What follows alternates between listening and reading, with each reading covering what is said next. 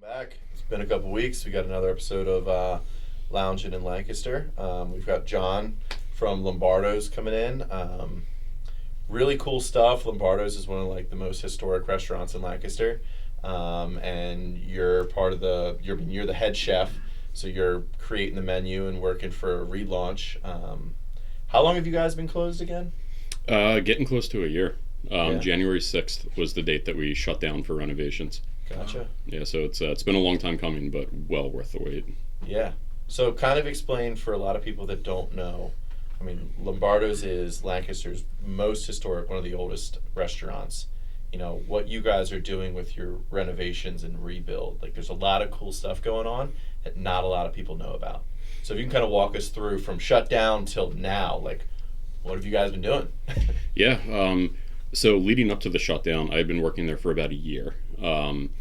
And during that year, we were just working to like refine some of the classics that were already there. Put some things on the menu that we really wanted to introduce to Lombardo's. Like previously, they had never been known for having good steaks. So started bringing in local meats from Hershey's Farms in particular.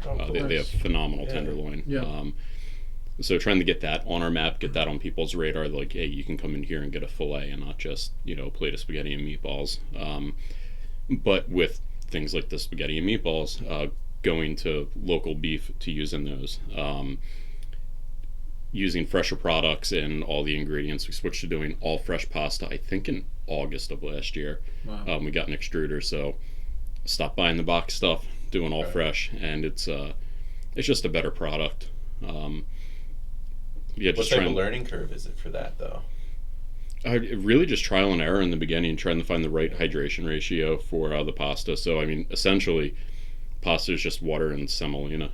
And with those machines, I mean, you just put the semolina in the hopper, add your water, make sure it feels about right, and then let it extrude. The secret's in the quality and the ingredient. Yeah. Well, like most things, I mean, you take it simpler. Yeah. You don't need to overcomplicate something like pasta. Just have good quality flour, and you're going to end up with a good product. Oh yeah. Well, and you guys get kind of lucky being here in Lancaster because you're so close to a lot of really fresh ingredients. I mean, and then you've got a lot of farmers in this area too, so you can get local beef, you can get steaks, you can get local, ground meat. That's only going to enhance the quality of the product. Oh, absolutely. I mean, Lancaster, it's like a playground for chefs. Okay. We have so many great vendors out here too. Like, there's one called Lancaster Farm Fresh Cooperative, and all they do is work with farms in the area. They're amazing. It's like 130, 140 farms that they work with. Wow. Yeah, last time I checked, it was like 130. I used to get the boxes from them, like delivered to Lemon Street Market.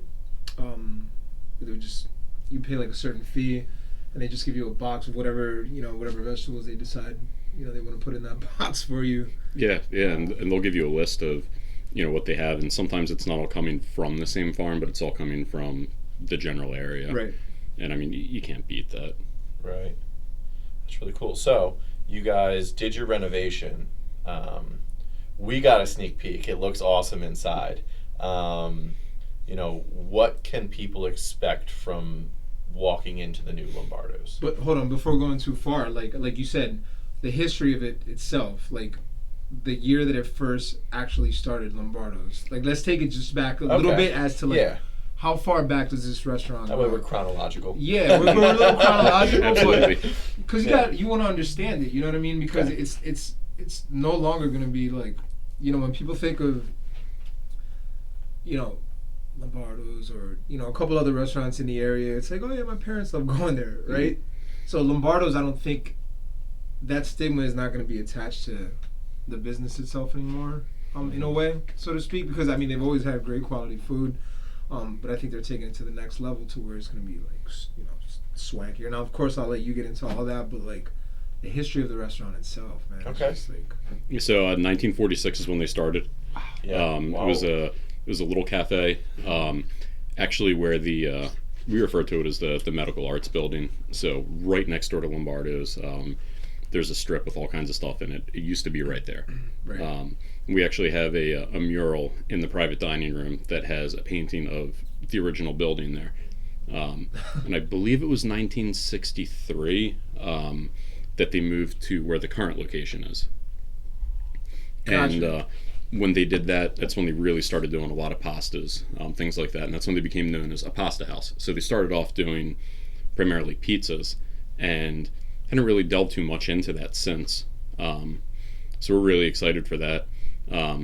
We've kept almost all of the original family recipes when it came to just the classics, so like the spaghetti and meatballs, the manicotti and cannelloni, the ravioli. Like that's the core of what built that restaurant, and we don't want to lose that history because that history is so important. You know, Don't fix it if it ain't broke, right? Right. Well, it's family owned. Exactly. Yeah. So we're not trying to completely reinvent the wheel. We're trying to breathe new life into something that has been such a staple in Lancaster. Oh yeah. And I think we've accomplished that. Yeah. It's Well, amazing. I mean, it'll they make were- my grandparents happy. You know, my grandpa. I think it's gonna make a lot of people happy. Yeah, my grandpa grew up in the city.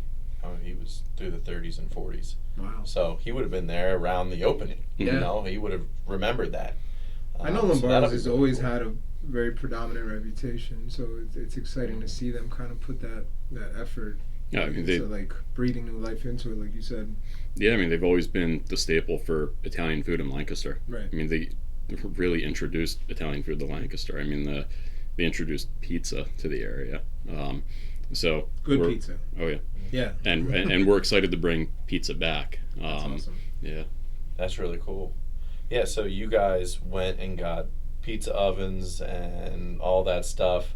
Kind of explain for someone that just, orders pizza on takeout versus getting something made from like a chef. What was it like while you're experimenting with the dough? Because you're the one making the pizza menu. Yeah, indeed. What's that whole process entail? Trying to find a dough that is going to be stellar in the restaurant, and if you were to get it for takeout, that's actually a little more challenging than you would think. So believe it or not, Domino's, they're one of those chains that has the formula down pat for pizza for delivery. It's actually better with a closed lid, and it steams a little bit. So when you get it, even though it's Domino's, that product it's meant for you to have it taken home. Gotcha. So it's So- supposed to sit a little bit. Yeah. Yeah, exactly. So when you're It's trying to interesting. come up with a dough that's going to be perfect in house, I mean, there's certain things that we're looking for, not only with the flavor but the texture of what you're eating. And it took a little while to dial that down, and it's really just, I mean, hitting the hydration right. I mean, the amount of water that you put in. It was a very interesting process because that also comes in that how hot you're running the oven, how much water you're putting in the dough. So if you're running an oven that's 6, 7, 800 degrees, like what Luca has, where they're burning logs in there, you want more water in that dough. So yeah, one of our biggest goals was finding one that, as I said, is not only good in the restaurant but also great taking it home. It's not going to be 100% the same thing, but we want it to be good quality either way. Right. And I really think we nailed it. I'm really happy with the product that we've come up with. That's awesome. Yeah, that's really good that you get to kind of bridge the history gap too. If you started with pizza, now you're bringing that back. It's reviving something. Which I think a lot of people like. There's nostalgia in it. It's sellable. It's marketable. Oh my god, 100%. I like the idea of bringing the steaks into the situation as well. Because people think of Italian food. I mean, you don't typically put like, steakhouse or, pastas and Italian food like in the same category, right? Mm-hmm. But a place like this where you're gonna have like the pastas, steaks, the pizzas as well. Being able to have all those options under one roof is really gonna open up an opportunity for a lot of people to just say, let's go here. They have something for whatever you're in the mood for, Absolutely. Well, and what type of environment you guys are building? It's going to be very friendly towards like the night out and like the dinner date and things like that. It's going to be, Italian family, which is really cool. Yeah, absolutely. And the vibe that we hit with the renovation, there's not a whole lot of things out there like it. When you go in there, all the original brick, it's still in the building, but we've painted it white. the floors, they were imported from Italy. So the bar, we elevated and made the bar, a little more trendy looking, but it's still in this environment that has its original bones. So you've got this really nice marriage of old and new, and it gives it this feeling that is that I like to say it's classy but not stuffy. You could go in there dressed in a suit, or you could go in there with a nice t-shirt and some jeans on, and you wouldn't feel completely out of place in either situation. Right. It is a place that is still very family friendly. You could bring your family in there, and you're not going to feel like you're sitting in a place that just the environment isn't right. You'll be very comfortable in both of those situations, and with the design itself as well, it feels like a completely different animal when it's light out and when it's nighttime. It's hard to explain, but it's a different animal, and I really think people are going to like it. Awesome. I've been blown away by it. Yeah. Seems like it's gonna be like a swanky ambiance from the most part. You know what I mean? From what I saw, like on the outside, a little bit of the the lighting too. I mean, you guys nailed the lighting. Oh Oh, my yeah. god, it looks really nice, especially at night. I saw like the outside portion, the way the lights kind of pop, and like the beautiful sign above the entrance, and then was that ivy on the outside? Yeah, but it's encased in, I believe it's like resin and acrylic, and then it's backlit. So as you're driving up Harrisburg Avenue, it's got Pops. this nice glow to it. That's amazing. And that also happens with some of the artwork too. They had Silver Hill in New York do the paintings on the inside, and there is a beautiful mural of Italy in there, and there are touches of silver in a lot of the white paint. So as it gets darker out and the lights dim a bit, it has a soft glow over all the paintings that just look like really pretty paintings during the daytime. Wow. So just very, very well done. It's detail. Yeah. That's awesome. All right, so one of the things that we want to talk about as you as a chef is, people when they go in, they sit down at a restaurant and they get your plate. They don't always see like a real shot of like what the kitchen's like, and they also don't maybe see like kind of the progression of chefs in that industry. How did you get into cooking and becoming a chef, and what does that look like for like the average person trying to get to sous chef and then head chef? Well, for me, it was going into this industry and deciding to make a career out of it. It was it was really a light bulb moment that I had one day. So I've been cooking, since I was really little, following my grandparents around the kitchen, cooking at home. My parents always had it a thing that a particular day of the week, once we were teenagers, we had to take care of dinner. Right. And I always liked it. Liked playing with the creativity of that. I'm a creative person in general. It's what I like to do. So I don't know, I just always enjoyed playing with different flavors and trying to put some fun stuff together. And when I was 17, I got a job washing dishes in a little Greek restaurant in Mannheim. It was my first job ever, and that's where I learned how to work hard. Oh yeah. There was nowhere you could slack off. I started to fall in love with the kitchen environment there, but I still wasn't set on doing it for a career. When I entered into college, I was originally planning on being a teacher. I was taking classes for that, and I also didn't want to take out school loans, so I wanted to work as many hours as possible while taking a full credit load. And I ended up leaving that restaurant to go work at Pleasant View Retirement Community in Mannheim because they paid better. And, again, at the time I wasn't looking to do this for a career, so they had cook jobs open. They paid pretty well. And one thing led to another, and I ended up working under this really, really talented chef. He was the executive chef for their independent living area, which is more retail than anything. And I'd never seen food like that before. I was looking at him put out art on a plate. Nice. And the flavors, they matched in a way that I never tasted before. Like that first time that you taste something that really sets off fireworks and you don't have words other than to like laugh a little bit, I was just blown away. So by the time I was about 21, I think, I made the decision to drop out of college and work as many hours with this guy as possible. At that point, I was just set on doing it, and I saw an opportunity to learn as much as I could from somebody that I really, really respected, and he was interested in teaching me. Nice. So from there, I ended up leaving and got a job at the Hotel Hershey in the Circular, which is their flagship restaurant. And I mean, even getting that job was a fun process. Yeah. But talk about taking advantage of an opportunity that's right in front of you, right? Yeah. Had you not made that decision, you would have not been able to turn that into a career and learn as much as you did. But given the fact that you were humble enough to respect this man's craft and want to learn from him and say, I'm going to dedicate myself to this, which goes to show dedication, of course, will lead you to great things. And you took the time to do that, which is very, very admirable. Well, it's definitely a grind. And I had 100%. I tossed around the idea of jumping into culinary school for a while.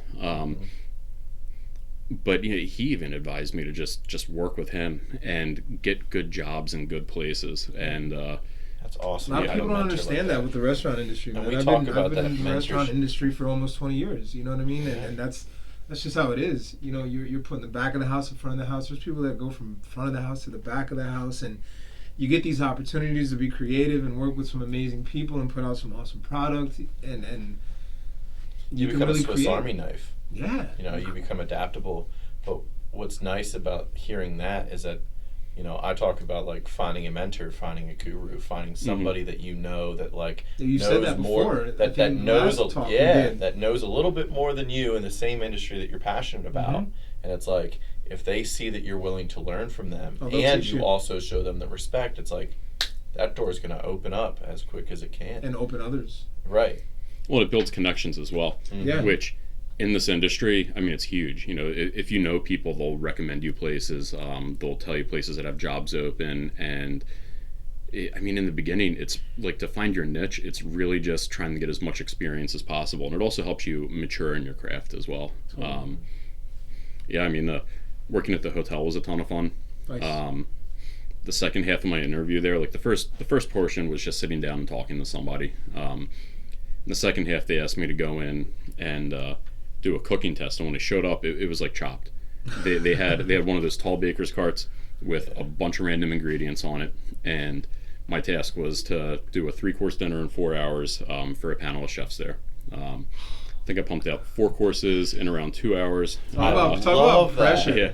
Oh yeah, and honestly though, that's got to be so much fun though, because you're just taking your ideas and just. It's fun to a certain extent. I've done it like on the cocktail side of things, where like I've worked in certain places, and I'm not comparing like the cocktails to the food or anything like that. But they are similar though. They are similar. You're cooking with liquid, right? As like my good friend Buckles says. Shout out to Buckles. Cooking with liquids. That always just like sticks with me. Yeah. But yeah. So that experience does, in a way, it sucks, but you're also like, all right, it's time to like put my big boy pants on and like let me see what I can do. And like they're all sitting there like shouting things out. But in my case, it was like, we're gonna shout things out to you. I like sweet. And then this person's like, I like bitter, but with like a little bit of sweetness. And you're like, oh god. Right. Well, yeah, that's really cool. Yeah. Well, the pressure was like, I was pretty confident that I could get it done. The hardest part was working in an environment that I wasn't familiar with. So, one, their kitchen there was massive, because they had me doing the interview portion in the Circular's kitchen, which is also a portion of their big main kitchen. So, banquets was coming out of there. They had a whole section for garmager, which is like cold food. Right. So, I'm in this kitchen. I'm used to working in this small one. This kitchen had 11 walk-in coolers in it. 11.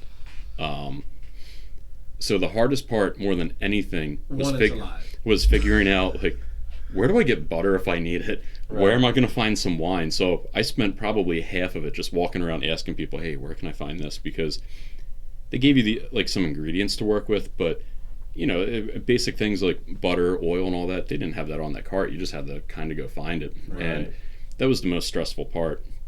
But like really going into that. Do you remember what you cooked? Absolutely. It was one of the most memorable interviews of my life. What'd you make for him? The first course, I did a salad with shrimp that I poached in different citrus juices and butter. Second course, I did a truffle and asparagus bisque.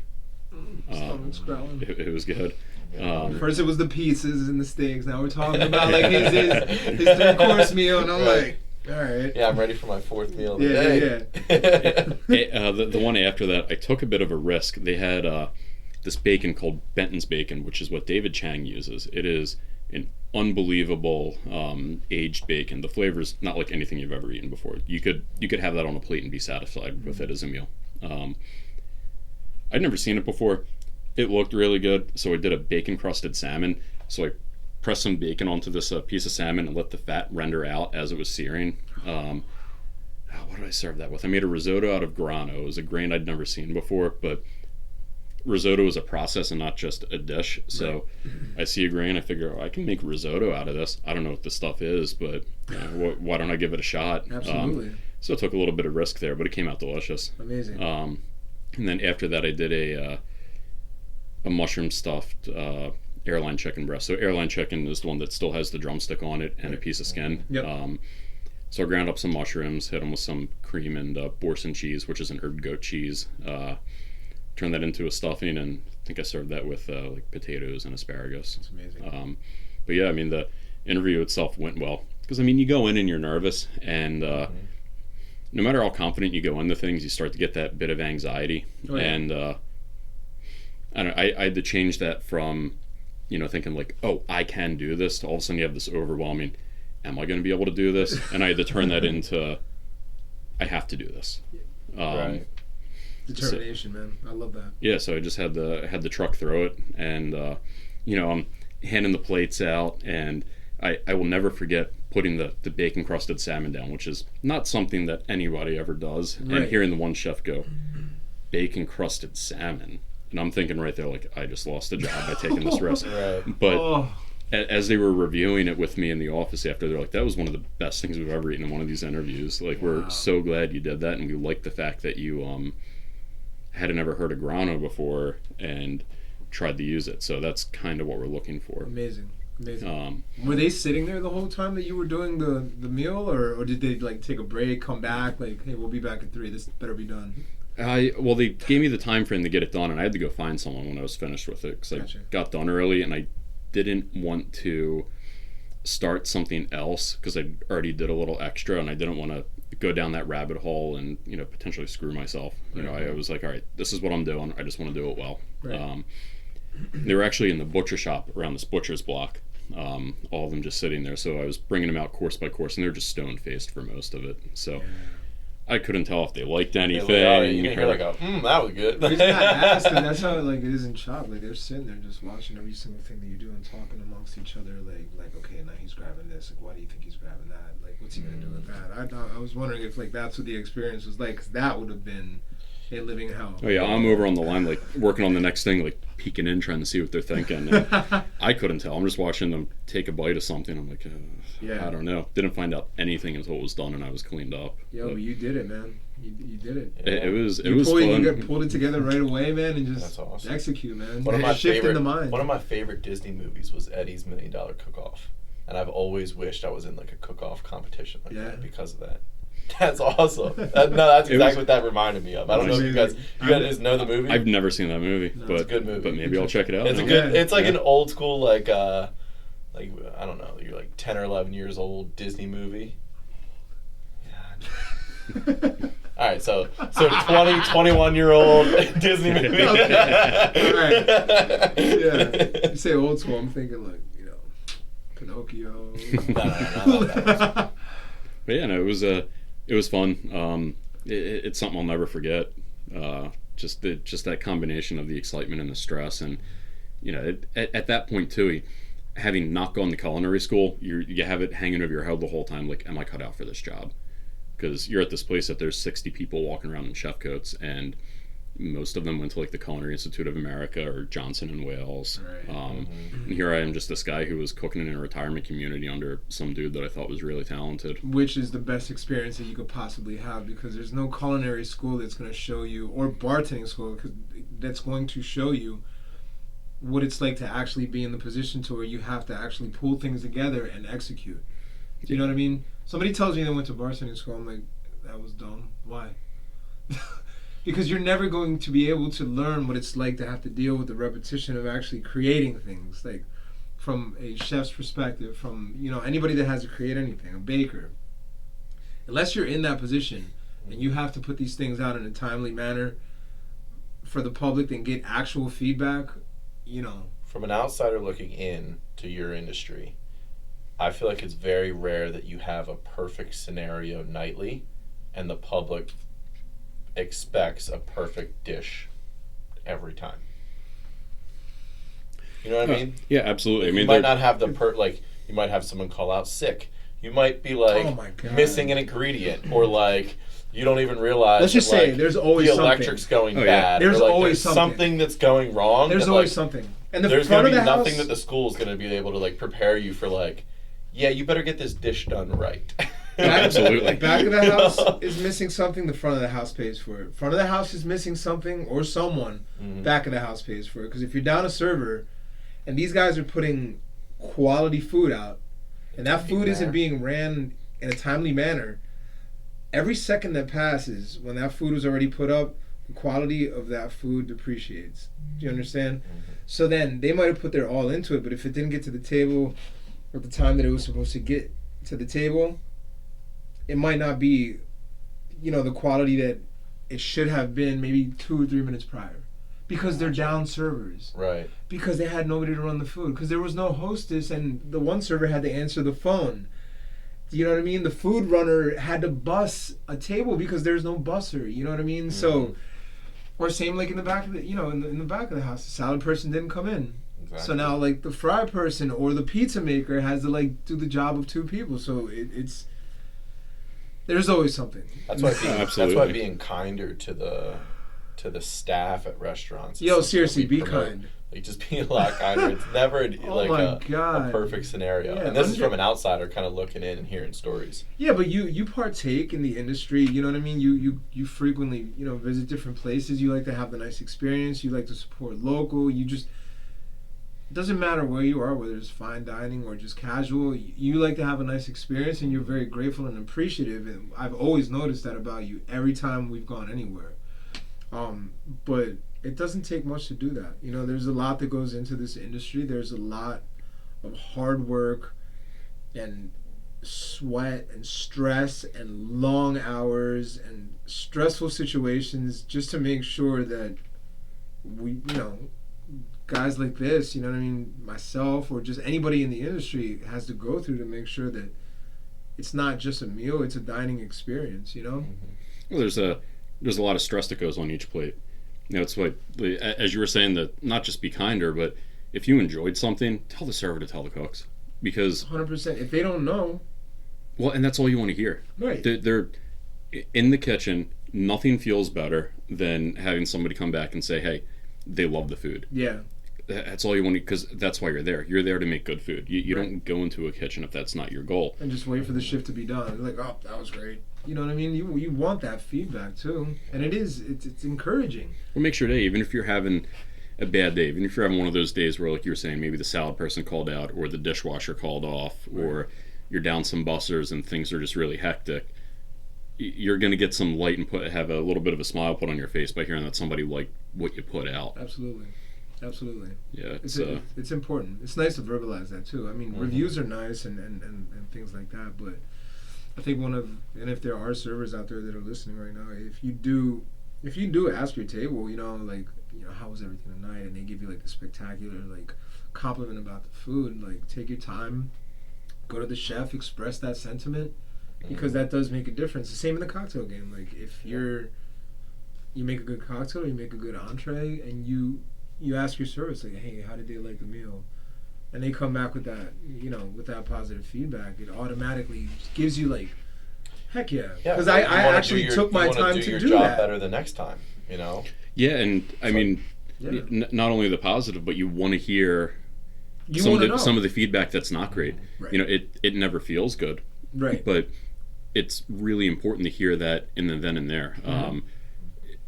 Because sometimes it's something you can fix immediately. Right. Somebody didn't like something or something didn't, maybe their steak was a little overcooked. Well, let me try to make you a new one. Right.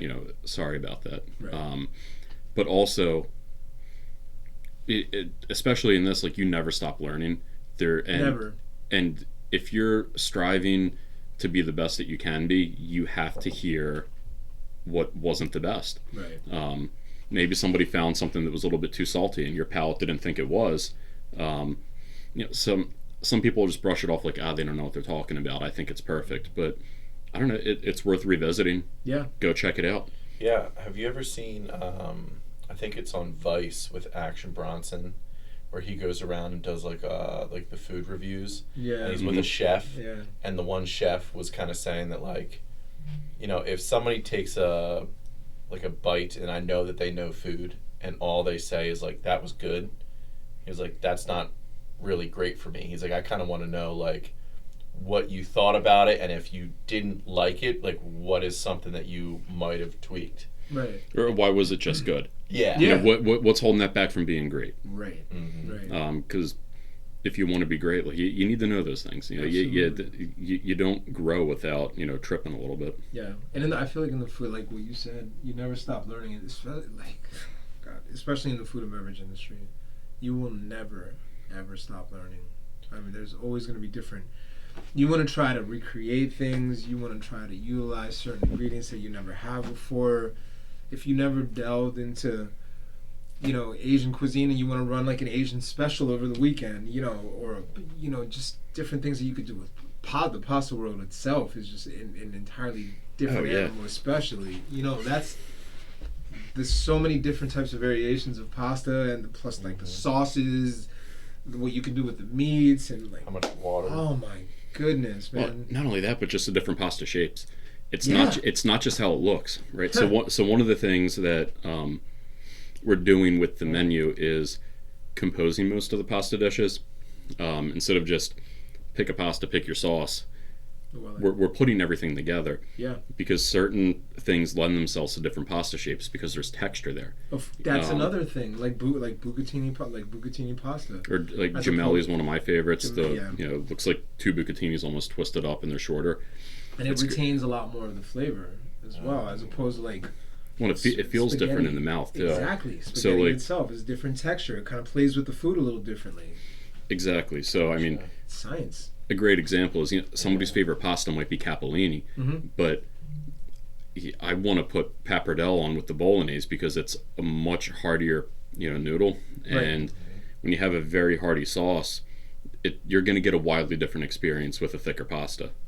See what I mean? And not only that, but when you cook something a perfect al dente, like, you're going to get that crunch through 100 different strands of capellini, and it's going to feel very different than one larger piece of pasta. So when we're putting pasta dishes together, we're very mindful of that. So when you go somewhere and you see that we're specifically put this dish together with this pasta paired with the rest of these ingredients, right? It's because we did some trial and error, and we thought that was the best way to eat that, and we want you to try that. We want you to experience what we thought was great. That's amazing. And then what happens? They order that dish. Yeah. He put all of that into it. It's called the food and beverage industry, right? What wine goes good with this? Yeah, absolutely. Front of the house can also completely change that experience as well, because if they pair the wrong wine with a certain dish, acidity levels start that's why you have somms. Yeah. And my buddy works for But educate yourself though as a server. Like, become that somm for the second, and if you don't know, go get the somm or somebody that knows about. Well, I'm sure that's probably what a lot of like your training is. It's like, as a chef, like, you kind of want to tell this, like, the wait staff, like, hey, we put these dishes together in this way. If someone asks a question, try to explain that, like, this is the process that we're taking. Because if they hear that type of information, it's almost like now when they have the bite, they're going to be thinking about it in that manner, and they're going to appreciate it. Right. And they're going to be like, oh, wait, that does make sense. Yeah. Versus before, they might have just eaten it and not even really noticed if they're not in tune. Because some people don't have like the type of palate for that, so they might not have appreciated it. Right. I went through not even really understanding the food and beverage industry till I was in Chicago, and a buddy of mine was training to be a sommelier, and he made me eat the gnocchi dish, and he was like, now when you have this bite and it's really, really creamy, and you've got this heavy pasta, He's like, do you see how if you took 3 or 4 bites in a row, you would be, kind of mouth tired? He's like, it would be too creamy, it would be too much. He goes, but when you take this acidic red wine, it's like acting like a facial balances out a cleanser little for bit. your tongue. Exactly. And you just wiped your tongue clean, and now the second bite tastes just as good as the first Right. bite. And I'm like, It almost resets it a little bit. wait, I'm missing another gnocchi. Like, it makes me want more of what I just had. Yeah. Well, now you're more likely to move on to the dessert menu because you're like, well, that was so good. I'm still hungry because I had just great pairing. Like, what's going to be good on the dessert with a dessert wine? Should be like the next question. Or a cordial of any sort. You know what I mean? Like, it could be, scotch, brandy, right? apricot brandy. Or an blackberry espresso martini. brandy. That could be like your finisher. Like, the staff trained on that could really help the selling experience. Oh, absolutely. It goes full circle. Everybody's affected by it. That's why, like, when we bring wine vendors in, we'll taste a gamut of wines to not only pick what we're going to serve at the restaurant, but start to get those wheels turning of, okay, what wines do we want to put with what? Yep. And it's not just, like red wine with a steak. Right. Like fried food likes bubbles. So having a glass of Prosecco with a plate of calamari is going to completely change that experience. And, we do a really good calamari, and you could eat it by itself, but having some Prosecco with it, it's a totally different experience in the best way possible. You guys do calamari? Oh yeah, it's great. It's easy to make bad calamari, but it's also pretty easy to make good calamari. Yeah. Okay. I like using. I like using. Yes, please. I was saying calamari. You got me ready. Yeah. I said that or mussels. We were eating mussels at like every Friday for a while. Every I was Friday. like, yo, these are so good. If you haven't had the mussels at Josephine's, try them. A little plug for Chef Daniel and his crew over there. Nice. But yeah, they take them out of the shells and they serve them just straight up in Bermonte, which is a butter emulsion. There's ways to melt down butter without having the butter break. So it won't just be butter oil with the milk fat. You can have one creamy sauce, and they're unreal. And you get a bowl with like 35 mussels in it. You could just sit there and eat them with a spoon, and then want more. Yeah. First time I went there, I had those as an appetizer, and I had them again for dinner. That's amazing. Yeah, That's they were amazing. they were Those that guys good. do a really good job down there. Great location too. Honestly, I haven't had a chance to get down there, but shout out to those guys. I wish you guys all the best. Yeah. Honestly. So, I mean, with you guys going through the renovation project, COVID hasn't, kind of, I wouldn't say ruined you guys the way maybe it has others. It's definitely put some delay kinks in, but like, what's it been like trying to do your renovation project through COVID? We had some delays with construction. Other than that, though, we spent a lot of time watching what other people were doing. We had a little bit of a leg up on that. So everybody else that got thrown into that, they were kind of learning as they were going on what you need to do to be able to have service happen safely. So we got to just kind of sit back and watch, and then that way when we reopen, we've already got these things in place. Right. That's amazing. I think it kind of gave you a leg That's up kinda also nice. to kind of really hone in on things without having to put too much pressure of like, oh my God, like the longer we do this, the later we're able to open up and get out to the public and stuff like that. So, like a lot of people should have probably done in this situation where everything is at a standstill, really honing in on making things. Did that impact Happy. your decision for the dough? Because you want to have both takeout and dine in? Was that part of it, or were you going to do that regardless? And it just so happens that, all right, well, if my seating capacity's kind of hampered by these restrictions, Right. takeout lends itself well, and it's good to have a dough that's good for takeout too. Yeah, pretty much the latter. Yeah. Because with our location, you don't have to drive through the city to get to Lombardo's. So That's a game changer right there in itself too, because yeah. one of the things that I hear a lot from different people, whether they're coming out of like Hempfield or Lidditz, because I was working in Lidditz, they're like, oh, we don't really like to go into the city. Construction's terrible Construction right now. is god No, it's awful, man. everywhere. Dude, do something.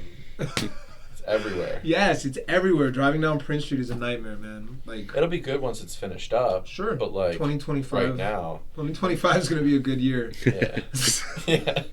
Yeah, how long that stuff takes. Honestly, but no, it's awesome that it's like literally You get off at the Harrisburg Pike exit, and it's what, like 2 miles maybe down the road off of that exit? Something like that. It Something depends like on that. Harrisburg Avenue traffic. Sometimes It's Harrisburg Ave is like LA. It's 500 feet before you turn onto Prince. Yeah. Yeah. I mean, it's super Right close on to the being edge. downtown. That's Yep. like, yeah, it's right there. Beautiful neighborhood, too. Oh yeah. F&M campus yeah. area. Oh, that whole Well, I area. live on the west You side live on right that there. I area. live on Lemon Street there. Yeah. I'm Oh, like 2 cool. minutes. I walk to Lemon Yeah. Street Market a lot. Yeah, They have some same. great stuff. Yeah, they have $12 some up. awesome stuff. You guys get a chance to Yeah. check out Lemon Street Market. It's awesome. But yeah, that's a good so spot. to go with the takeout, we do a lot of takeout as it is, and it's easy for people to get takeout. So having pizza that's good to go home, I mean, that was something we really wanted to nail down, because if you live in the city and work outside of the city or vice versa, you're going to be driving past Lombardos. So why not stop in and get a pizza to take home with you? Yeah. You got some businesses there too, with like the indoor city, and then I think there's some offices that are kind of like Oh yeah. right on those couple streets that like for lunch hour, like you might Absolutely. get some decent lunch traffic coming in. Yeah. Was that a plug? Indoor City? Oh, I was just, it's on my Just kidding. Been hanging out there a lot. I couldn't let that go. It's an inside joke. Yeah. No, but then there's some. No, there's other businesses right the in gym that. that's right across. Yeah. Mhm. There's all like the apartments that I live in. It's like 2 minutes from there. There's tons of people there. All the campus people. Yeah. It's true. Yeah, the F&M's right there. Yeah, you guys are primed for a really good reopen. So that's coming up here next month. Coming up next soon. couple weeks. Yeah, it's Yeah. gonna be the next couple of weeks. Yeah, we don't have a firm date that I can hand out at this time, but it's getting really close, really, really close. It's awesome. Hope Yeah, you guys we're- stay on schedule with them. Yeah, at this point we definitely are on schedule. Yeah. Awesome. What are you excited for most? Welcoming people into the new space. Yeah. It's always a challenge. Like how comfortable is it going to be? How do you set people up? How many people do you want in this section of the restaurant? Like, how's it all going to like? You know what it looks like, right? You don't know what it looks like with people in it. Right. How's it going to sound? Like, it's. We're just very excited to introduce it to people. Oh yeah. Yeah, and A lot any of work. it's been a lot of work, and I mean we pretty much kept brick walls. Yeah, I was talking to you guys a long time ago about it. Oh yeah, Yeah, It's been a long time. I mean, Yeah. I didn't think this point was ever going to come. I was like, oh my gosh, that's. when I came on this project almost 2 years ago now, and Wow. I've seen every step of the planning, and once we finally got a design locked down, seeing it come to life, it looks so much better than the renderings in person, and even pictures don't do it justice. I've really been enjoying taking people in to get a little peek behind the curtain, and everybody's just been floored. And again, part of that is that atmosphere that it doesn't feel stuffy. So when you come in, you want to hang out, and I can't wait to just see the public reaction to that. Oh, yeah. Yeah. What are You're some saying of, you've got a lounge too. Yeah, So I was kind gonna of say, explain like, that, kind of like yeah. elaborate on that a little bit. Just like, what are some of the highlights that you think people are automatically gonna walk in and say, oh my gosh, this is cool, or that's So previously, when you walked in, the office was immediately to your left-hand side. So, having worked at the hotel, they have a cocktail lounge there, the Iberian Lounge. Okay. And Hershey. yep, at the Hotel Hershey, the one up on the hill. Yep. Gotcha. If you haven't been there, really cool spot. Definitely go check it out. Awesome. But I take my girlfriend there on my days off sometimes, and we would go to the Iberian Lounge before dinner. So it's and open to the public. oh yeah, Okay. and sometimes you would just want to go back to the lounge after dinner. Yeah. Because it was just big comfy chairs, Nice. cocktails, nice music, and you just didn't want to leave that space. And there's not a whole lot of places in Lancaster that have something like that. Mm-hmm. And we really wanted to bring something like that there. So we spent some time in conversation about what do we do with this front space, and I kept suggesting a cocktail lounge. I'm really happy that we went that route. We have a banquette and chairs that are beautiful crushed velvet, black marble tables, put a piano in there, and Wow. it's a really, really nice spot. It's somewhere you could just kick back with a couple of cocktails, grab a pizza or some arancini or calamari, and just lose a few hours just enjoying yourself, enjoying time Yeah. away from everything else. Arancini is like one of my Eating favorite culture. things. I mean, and that's what's nice is when you have a restaurant group that wants to take the time to provide the setting, you're almost then eating the art. Absolutely. You know, it's like what you're putting in front of them provides like the conversation. There's an art aspect to your night then. Yeah. That like, you know, that a lot of people, you know, it's becoming more. It's not just a trendy Instagram post. Like it's a lifestyle. Like it's a living. When you want to put a full-blown experience out there for people, you know, because like looking at it strictly from a food perspective, you know, I'm not only worrying about flavor, but how's it smell? I know there are a lot of people that don't like truffle oil, but for the arancini, which if people don't know, it's basically fried risotto balls. Yeah. With cheese in the middle. I don't put cheese in the middle of them. That's a really old school thing. It's just plain risotto with like a blob of mozzarella in the middle. That's like the original way that I've always had it. It's like such. Yeah. I don't think I've ever had Sicilian it. thing. Oh, they're great. Yeah, Yeah, so it's probably the first thing that I gotta have. So It's we, like golden brown. He's gonna explain how to make them, but just Okay. like picture like just a ball that's golden brown on the outside and risotto. But the way that I've always had it, very traditional Sicilian, is just, you know, cheese in the middle as well. well, it's Sicilian street food. Right. So I wanted exactly. to do like an elevated version of that. So one of the things that chef that I worked for at Pleasant View taught me was how to make a really nice mushroom stock. So I do a really good mushroom risotto. So we basically take that risotto, let it chill, ball it up, then you bread it and fry it. You know, finish it with a little bit of truffle zest and truffle oil at the end. And I serve it with a tomato and fennel jam. So, you know, you have this you know, heavy, earthy, fried ball of goodness that you're pairing with just this bright, acidic jam and just a really well-rounded dish. So you have crunch on the outside, soft in the middle, acidity, the aroma. So everything that you would want that's good is right there, and that's, you know, a good approach to take to everything. Because it's not just the taste; you want to hit the texture on point, how it looks, how it smells, and then when you put it in, you know, an atmosphere like we're trying to get to, you've now created a really nice experience all around. Right. Because you could eat that at home. You know, it's like when you get takeout, eating in front of the TV. It's completely different than going out somewhere and having it. It's almost like it's almost like it tastes different in a different environment. Yeah. Well, yeah, and the plating and everything. I mean, it really does change an experience. the experience. Yeah. And The reason I was changes the laughing because he tried to create the same experience, like the dining experience that he had, which was always amazing at a certain, you know, establishment. Always loved it. It was exciting. Thought he would be able to, during COVID, thought that he would be able to bring that same experience home. Didn't really work out that way. Yeah, I thought I was know? being impressive, and I wasn't. Yeah. But that's why Yeah. you have those experiences where you go to these places, you know, these amazing, you know, establishments where you have very talented guys like John here that put so much into their art, you know, and just that's what you're going for. You're not just having a meal, you're having a dining experience.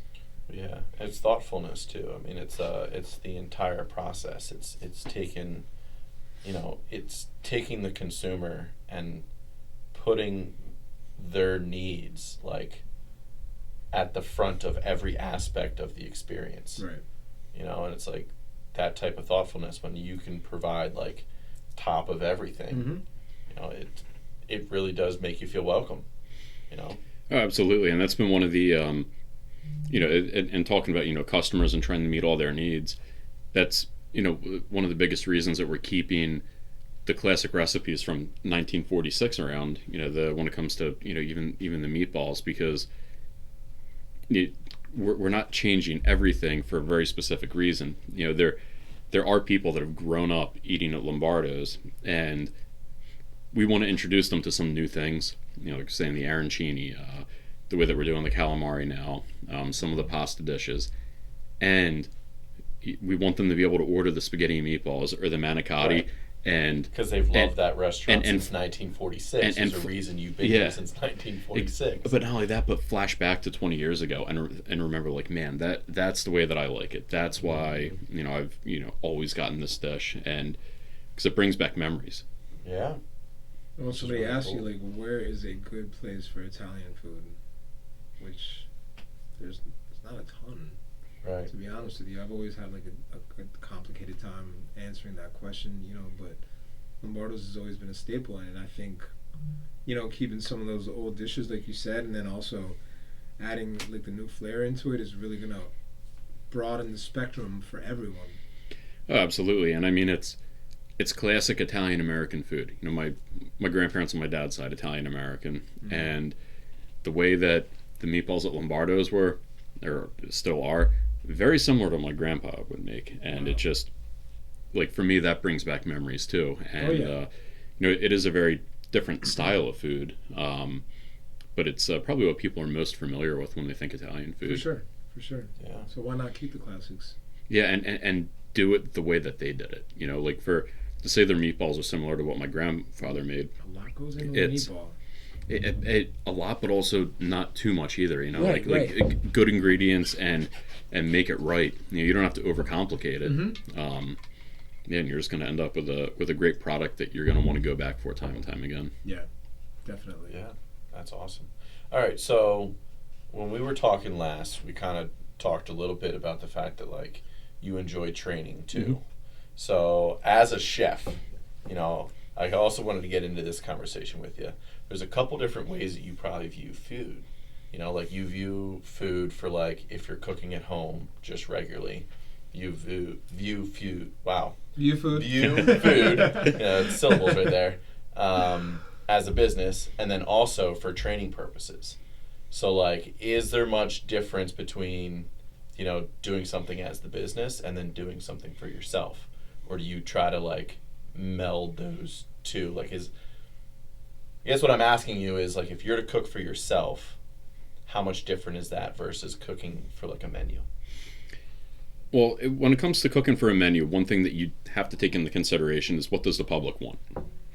I don't eat like that all the time, but one way that, when it comes to training and trying to stay fit, that will be reflected in an environment, like a restaurant, real ingredients.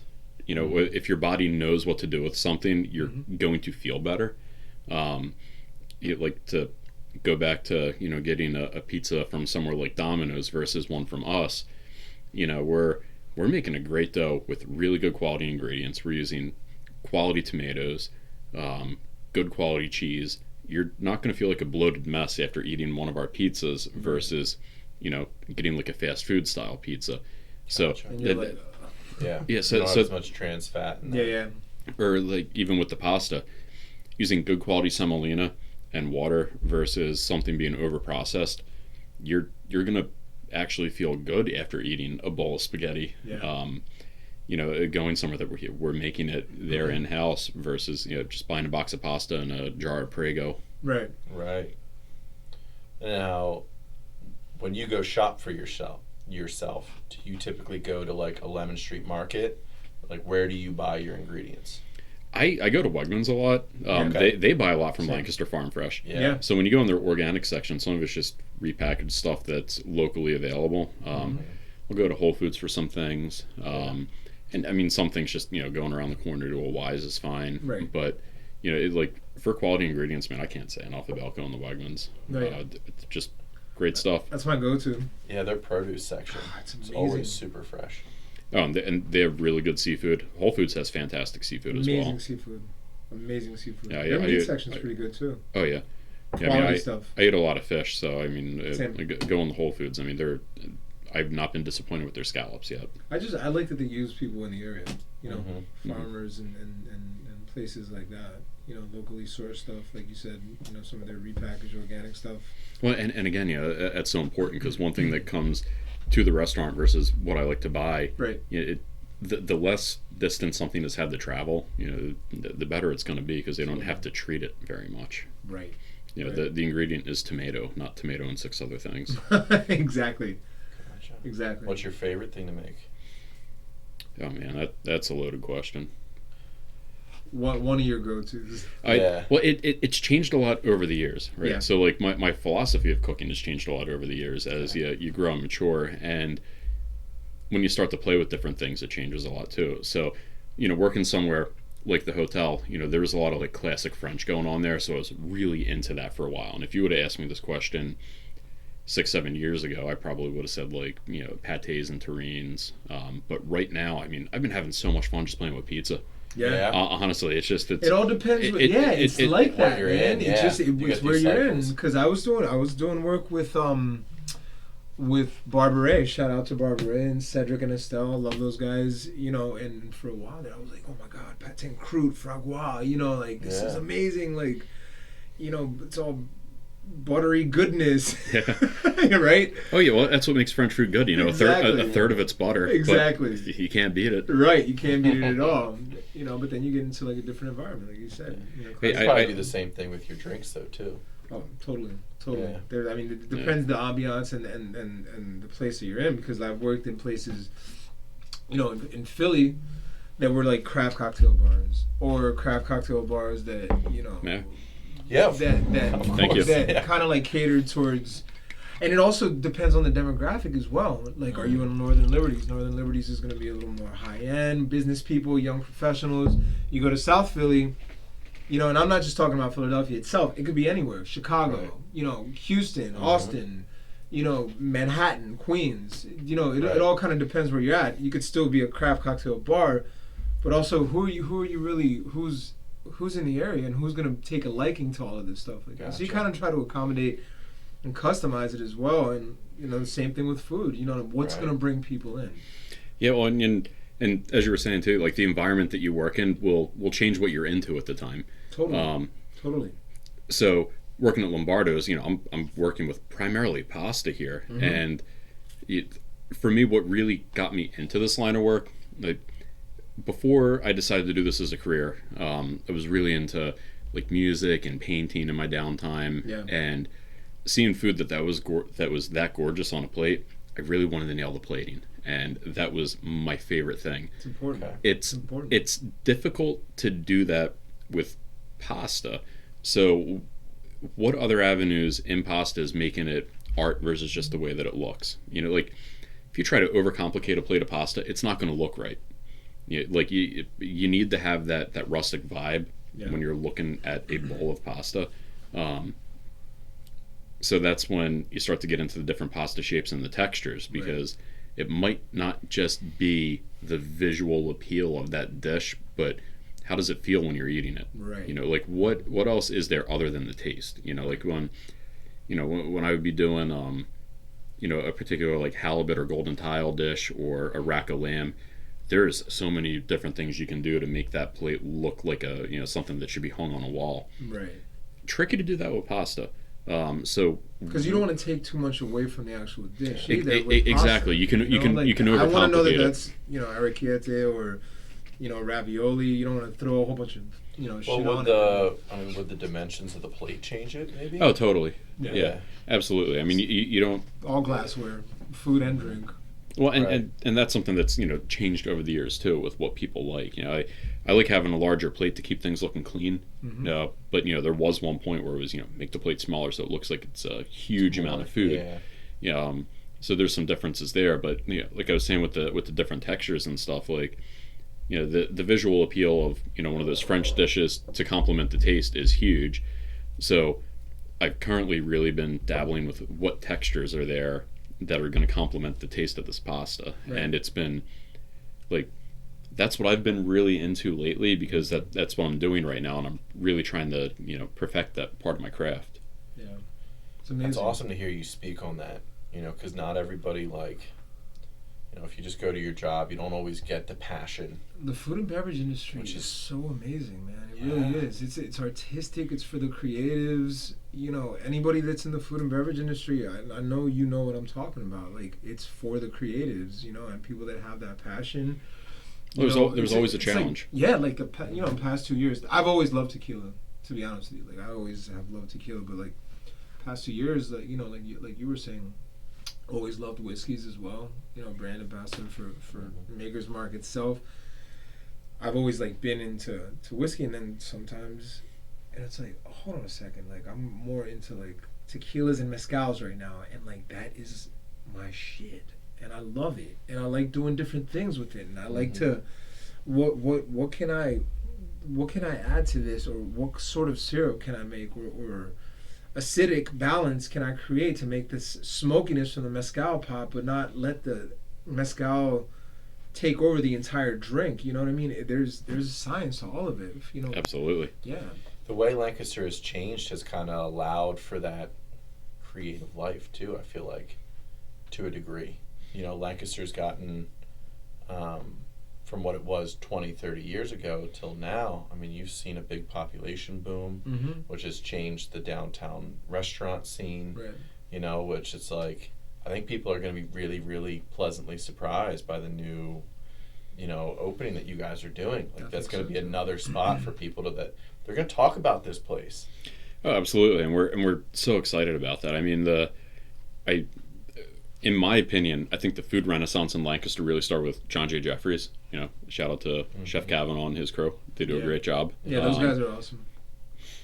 But they really started that higher end farm to table food in Lancaster. Mm-hmm. Like, they really nailed down that let's do this kind of top quality food with what's available in Lancaster, and other people started to try to mimic that because they were successful with it. So, and they were pushing that too. I remember because I was living on James Street at the time, and I would go in there pretty often. Actually, I was working at Lancaster Arts Hotel for a little bit. Mm-hmm. Their sales department, and they were always saying like, John G. Jeffries, like, they're pushing like this farm to table thing, and at the time I was like, farm to table, like, what do you mean?